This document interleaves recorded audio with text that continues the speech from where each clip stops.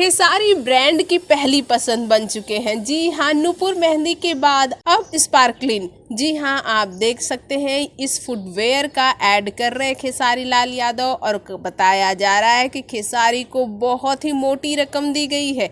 जी हाँ, जल्द ही इसका प्रचार प्रसार टीवी पर भी शुरू हो जाएगा, साथ ही साथ सोशल मीडिया पर भी शुरू हो जाएगा।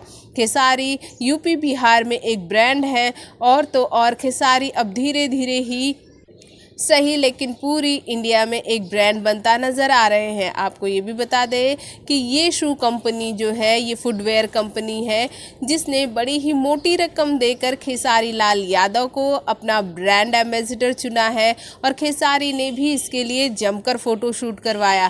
फिलहाल आप हमारे स्क्रीन पर जो फ़ोटोज़ देख रहे हैं ये उसी फुटवेयर कंपनी का है।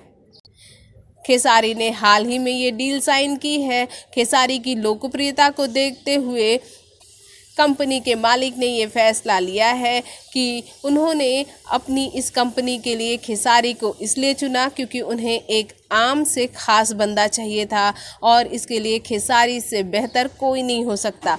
आप क्या कहेंगे इस बारे में हमारे कमेंट बॉक्स में कमेंट करके ज़रूर बताइए। साथ ही साथ हमारे चैनल को सब्सक्राइब करना बिल्कुल ना भूलिए।